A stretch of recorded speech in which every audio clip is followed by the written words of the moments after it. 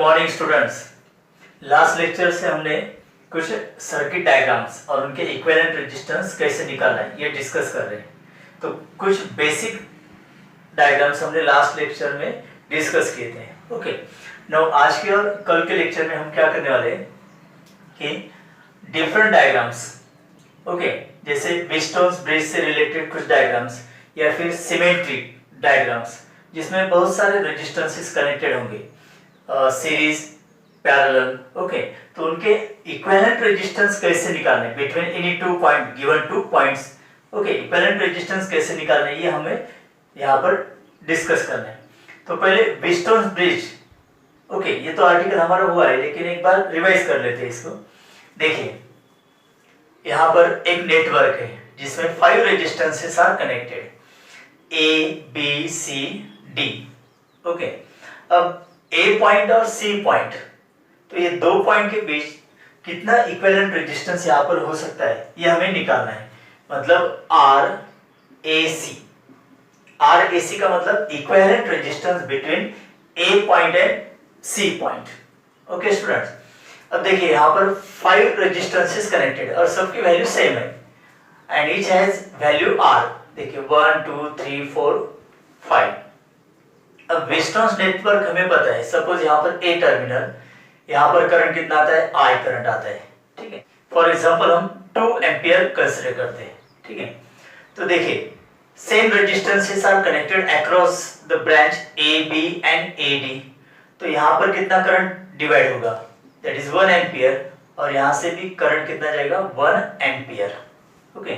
और दोनों का रेजिस्टेंस सेम है, मतलब A और B के अक्रॉस पोटेंशियल डिफरेंस कितना होगा हमें पता है, V is equal to I R. तो यहाँ पर I की वैल्यू कितनी 1 और इसका मतलब V is equal to R। और यहाँ पर भी between A and D point potential difference कितना होगा उतना ही, ओके, बिकॉज करंट 1 एम्पियर है और रेजिस्टेंस R इंटू 1 R। मतलब B पॉइंट और D पॉइंट पर पोटेंशियल कैसे सेम है यहाँ पर, VB and VD, okay, VP is equal to VD। और ये कंडीशन व्हीटस्टोन ब्रिज की नेटवर्क उसकी कंडीशन है।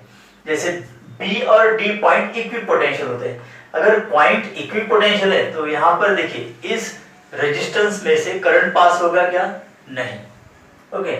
इसका मतलब इस करंट की कुछ वैल्यू नहीं होगी यहाँ पर इन द सर्किट, ओके।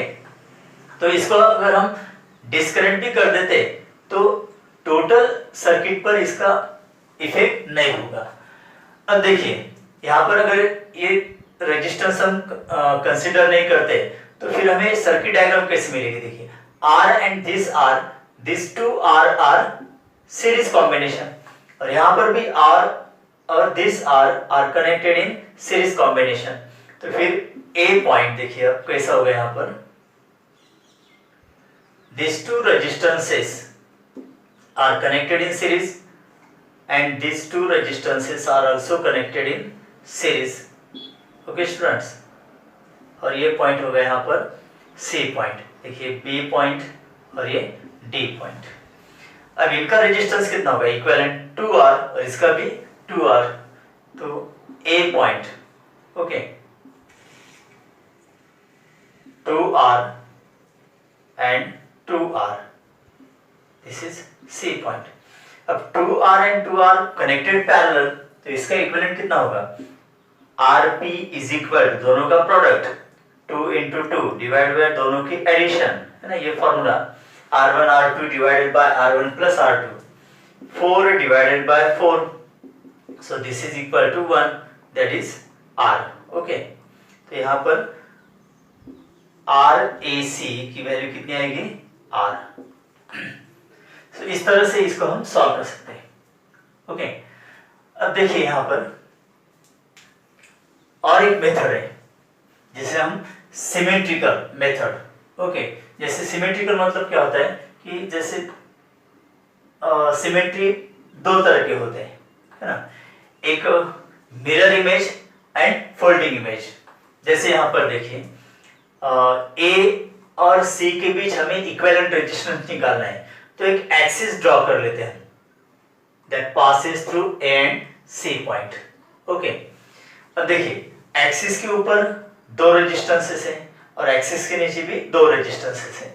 मतलब ये जो ऊपर का पार्ट है इसका ये मिरर इमेज या फिर हम वाटर इमेज भी इसको कह सकते हैं, है ना। ओके, देखिए ए बी सी उसका रिफ्लेक्शन है, इमेज कहिए यहाँ पर। बिलो द एक्सिस क्या होगा, ए डी सी, है ना, that is symmetry above the axis and below the axis. अब ऐसे कंडीशन में क्या होगा, देखिए डी पॉइंट को यहाँ पर अगर हम होल्ड करते हैं और उसको बी पॉइंट के साथ यहाँ पर जोड़ देते हैं तो ये फिर डायग्राम ऐसे होगी। मतलब अगर हम सिमेट्री लेते हैं, ओके, तो देखिए बी पॉइंट और डी पॉइंट का पोटेंशियल सेम होता है। आगे भी हम कुछ सिमेट्रिकल डायग्राम्स यहाँ पर डिस्कस करने वाले हैं, तो उसमें भी आपको क्लियर हो जाएगा कि इस सिचुएशन में क्या होगा। जब बी पॉइंट या डी पॉइंट मतलब अलोंग द एक्सिस इसको हम अगर फोल्ड कर देते तो कौन से 2 पॉइंट्स यहाँ पर कोइंसाइड हो जाएंगे, बी एंड डी। इसका मतलब बी और डी पॉइंट पर पोटेंशियल सेम रहेगा। अगर हम अलोंग दिस एक्सिस इसको फोल्ड कर देते तो बी और डी पॉइंट कोइंसाइड हो जाएंगे। इसका मतलब ऐसे भी याद रखना है आपको कि B and D point are equipotential. तो इसके बाद याद रखिए आप सिमेट्रिक एक्सिस के अलोंग अगर हम फोल्ड कर देते हैं और जो पॉइंट्स कोइंसाइड हो जाएंगे वहां पर दोनों पॉइंट पर पोटेंशियल कैसा रहेगा, सेम रहेगा। तो उनके अक्रॉस अगर रेजिस्टेंस होता भी है तो वो हम कंसीडर नहीं करने वाले, ठीक है। तो आपको डायग्राम्स में क्लियर हो जाएगा। अभी यहाँ पर क्लियर है, इसका इक्विवेलेंट रेजिस्टेंस कितना होगा, ए और सी के बीच आर होगा, ठीक है स्टूडेंट्स। देखिए स्टूडेंट्स, अब हम different forms of Wheatstone bridge discuss करने वाले हैं। अब इस डायग्राम में रेशियो अगर लेते हैं हम R/R इज इक्वल टू 1, तो ये बैलेंस कंडीशन है। तो गैल्वेनोमीटर में से करंट नहीं पास होगा, इसलिए इसका इक्विवेलेंट कितना होगा, R होगा। ओके, देखिए along ADB equivalent resistance 2R, along ABC भी 2R होगा, तो उसका equivalent between A and C R ही होगा। Okay, this is another form of Wheatstone bridge. B और डी पॉइंट इक्विपोटेंशियल हो जाते हैं। यहाँ पर भी देखिए गैल्वेनोमीटर में से करंट पास नहीं होता है because this is balance condition. यहाँ पर भी बी और डी पॉइंट पर इक्विपोटेंशियल, तो वहाँ का रेजिस्टेंस हम कंसिडर नहीं करेंगे। तो equivalent between A and C is are.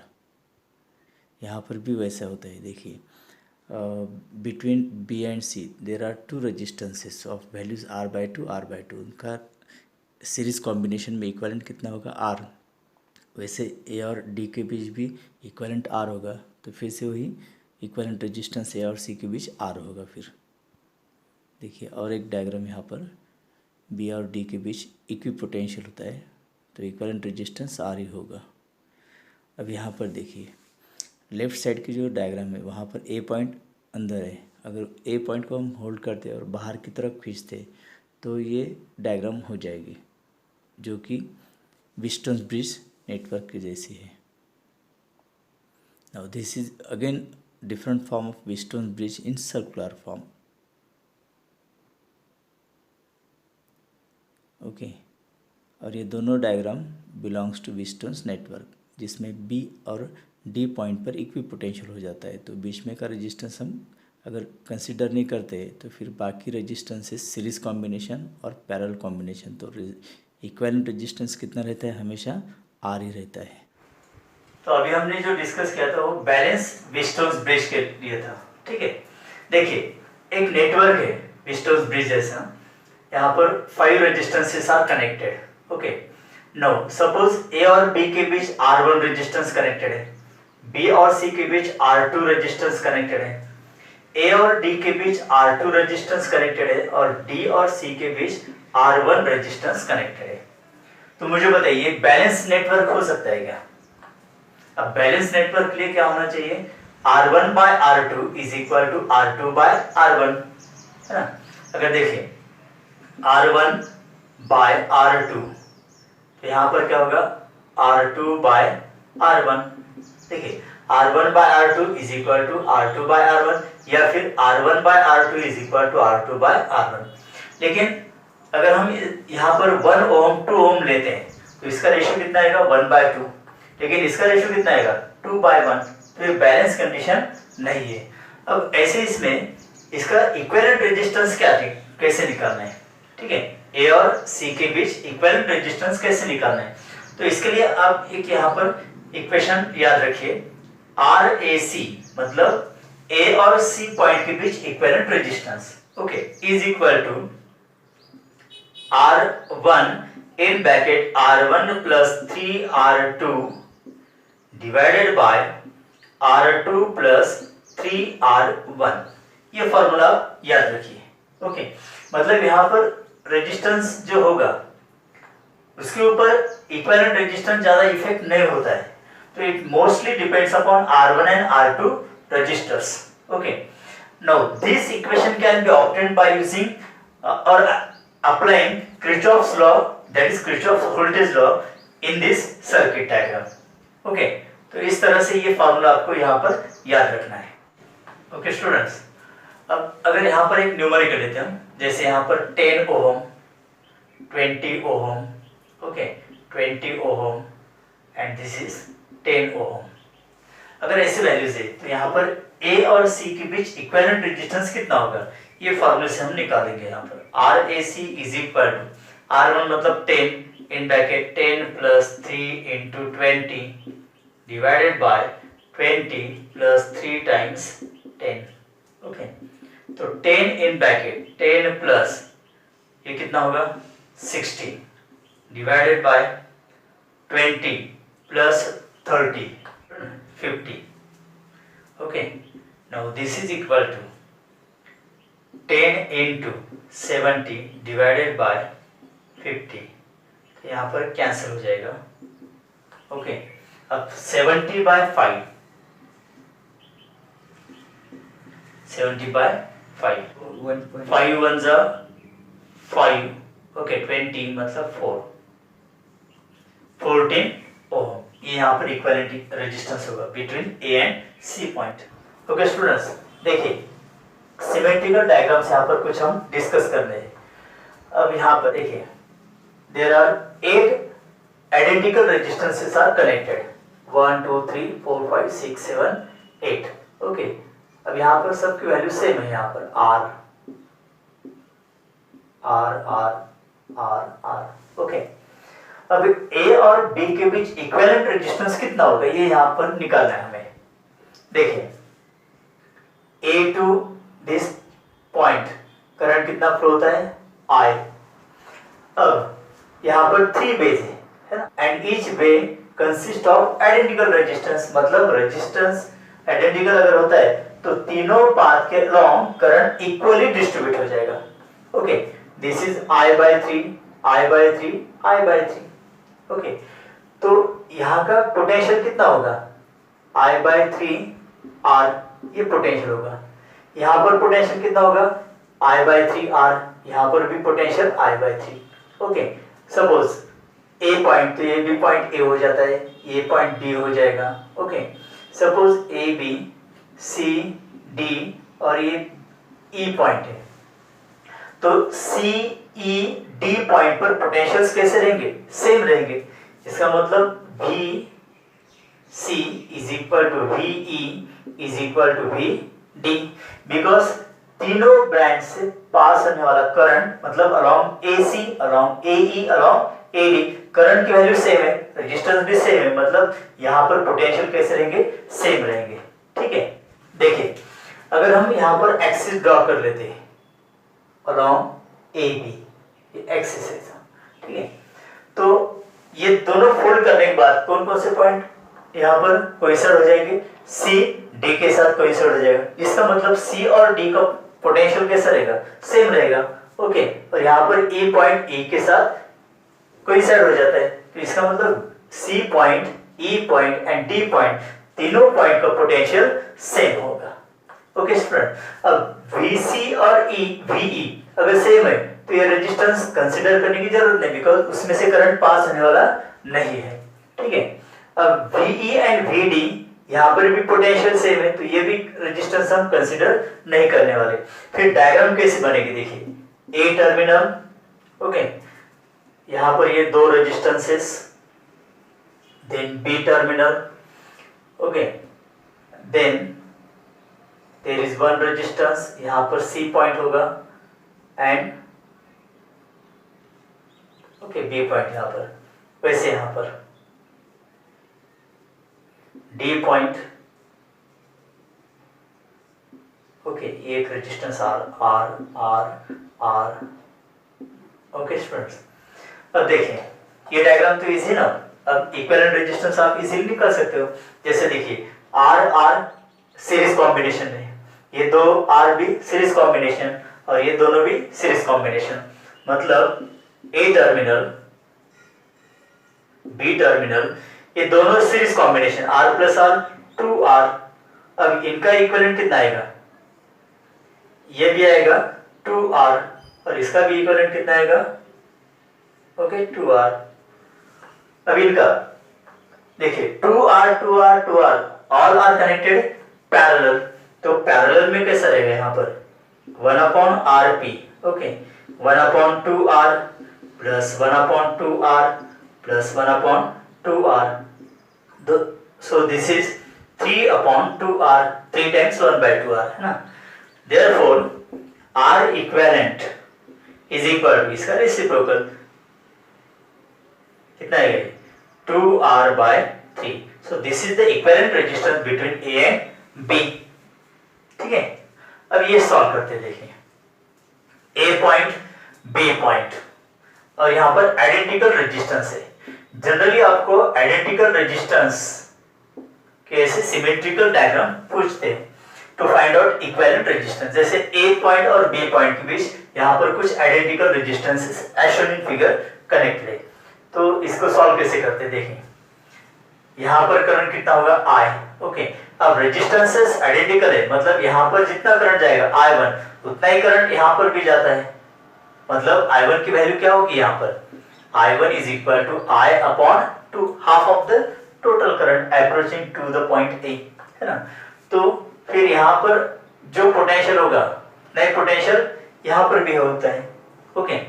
Then अब यहाँ पर फिर से करंट क्या होगा डिस्ट्रीब्यूट होगा, सो this is I1/2, this is I1/2 है ना। अब बी पॉइंट पर टोटल करंट कितना होगा कंबाइन होके I, ठीक है। तो इधर से करंट कितना आएगा I1 और इधर से भी करंट कितना आएगा I1। नो अब देखिए इंटरेस्टिंग पॉइंट यहाँ पर समझ लीजिए इसको, I1 करंट यहाँ से पास हो रहा है और B पॉइंट पर इस रेजिस्टेंस से कितना करंट आता है I1, ओके। ये बात समझ में आ गई आपको। अब देखिए यहाँ पर करंट I1 जाता है, I1 करंट डिस्ट्रीब्यूट हो जाएगा I1/2 I1/2, ओके। अगर ये करंट इस करंट के साथ अगर ऐड जाता है, देखिए ये करंट इस करंट के साथ अगर ऐड हो जाता है तो करंट कितना होगा I1 plus this is I1/2, तो टोटल कितना रहेगा फिर 3I1/2। लेकिन यहां से कितना करंट आना चाहिए I1 करंट आना चाहिए, राइट। और इधर से भी करंट कितना आना चाहिए I1, तो फिर दोनों की addition I1 plus I1 that is I, okay.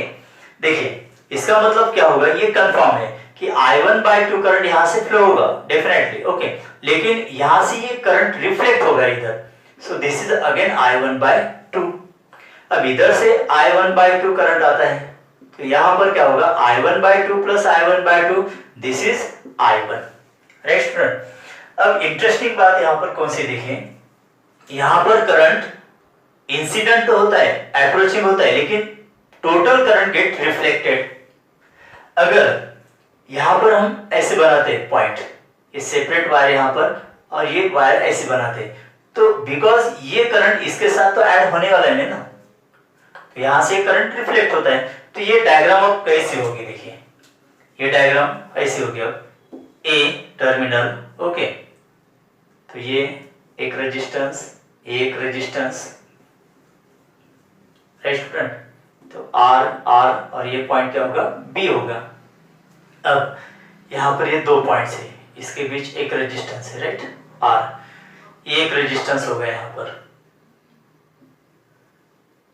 Okay. और यहां पर एक रेजिस्टेंस होगा ऐसे। देन अब ये डायग्राम कैसी होगी, ऐसी होगी ये डायग्राम, समझ में आ गया ना आपको? बिकॉज ये करंट इस करंट के साथ ऐड नहीं होता है, तो हम इसको यहाँ पर आइसोलेट कर सकते हैं ना। मतलब ये करंट I1/2 यहाँ से यहाँ तक जाता है, बाद में फिर I1 हो जाता है, तो ये करंट मतलब सर्किट डायग्राम ये ऐसी होगी। अब देखिए ये सर्किट डायग्राम से ये सर्किट डायग्राम इजी है। अब यहाँ पर आप इजीली इसका इक्विवेलेंट निकाल सकते हैं ए एंड बी के बीच। देखिए R and this two are series combination में, तो इनका इक्विवेलेंट क्या होगा? 2R होगा, राइट स्टूडेंट? देखिए इसका इक्विवेलेंट कितना होगा? 2R, right. अब 2R और ये R पैरेलल कॉम्बिनेशन में, तो इनका इक्विवेलेंट अब कितना होगा?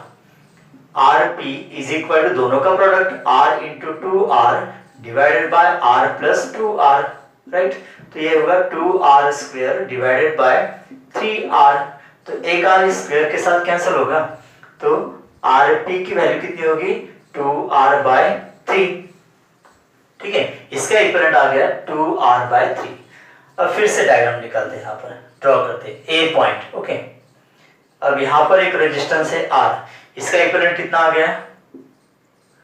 2R/3। यहाँ पर एक रेजिस्टेंस है, ओके, और ये फिर B पॉइंट है, और यहाँ पर दो रेजिस्टेंसेस है, राइट। अब ये तीनों रेजिस्टेंसेस सीरीज में है, इनके एडिशन क्या होगी?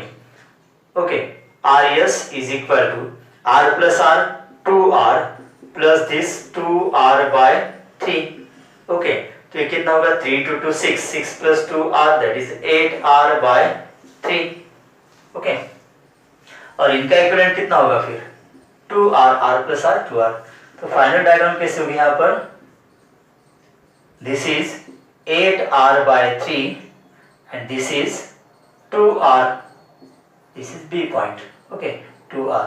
अब ये पैरेलल है, तो पैरेलल में फिर क्या होगा? R equivalent is equal to दोनों का प्रोडक्ट अपॉन दोनों की addition, 8R/3 into 2R, okay, divided by 8R/3 plus 2R। So R equivalent is equal to, अब 8 into 2 16, 16R square by 3 into, अब दोनों के addition 8R/3 plus 2R, 3 into 2 6R, 6R plus 8R 14R, बराबर है? 14R/3, ये 3 get cancel, R square के साथ cancel हो जाएगा। यहाँ पर सिंप्लीफाई करते हैं, 2 से डिवाइड करने के बाद क्या होगा? 8R/7। तो यहाँ पर इक्विवेलेंट रेजिस्टेंस कितना होगा? A और B के बीच 8R/7, right friend. Now next देखिए, अब यहाँ पर resistances of course identical resistance, जैसे मैंने अभी कहा कि इस तरह के अगर डायग्राम्स आ जाते हैं एमसीक्यू या फिर न्यूमेरिकल्स में, तो आइडेंटिकल रेजिस्टेंस ही रहते हैं ज्यादातर, okay. Okay, now this is another symmetrical diagram. तो यहाँ पर A और B के बीच R इक्विवेलेंट हमें निकालना है, ठीक है।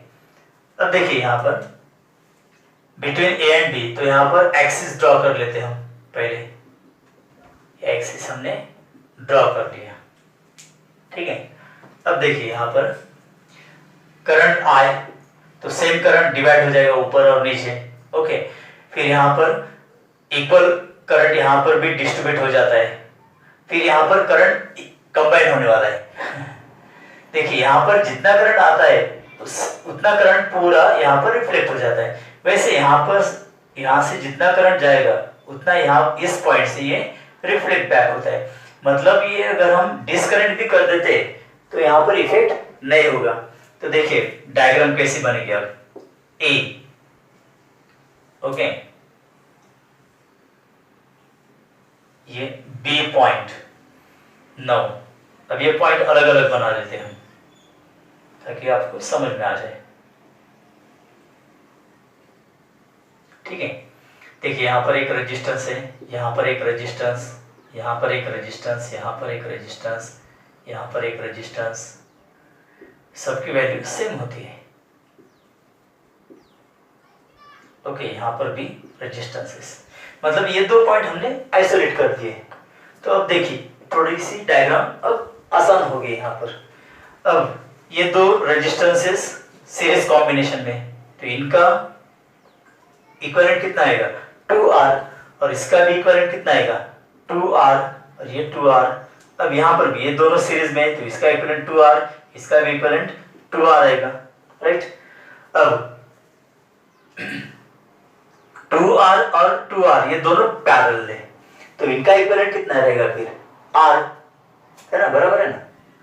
2R और 2R का रेजिस्टेंस अगर वो पैरेलल कनेक्टेड है तो इनका इक्विवेलेंट कितना रहेगा R रहेगा ना।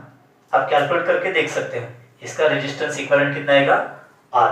तो फिर यहाँ पर भी ये 2R और 2R पैरेलल, तो इसका भी इक्विवेलेंट रेजिस्टेंस कितना होगा R ही होगा ना।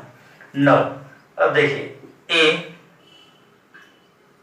तो ये R, ये R, ये R कितना होगा ये 3R, राइट स्टूडेंट। अब यहाँ पर देखिए R, इसका इक्विवेलेंट R और ये R, तो ये भी कितना होगा 3R। अब मुझे बताइए RAB कितना होगा, जल्दी से बताइए। 3R और 3R दोनों पैरेलल कनेक्टेड है, ओके। तो RAB की वैल्यू क्या होगी, दोनों का प्रोडक्ट अपॉन दोनों की addition, 3R into 3R divided by 3R plus 3R, right.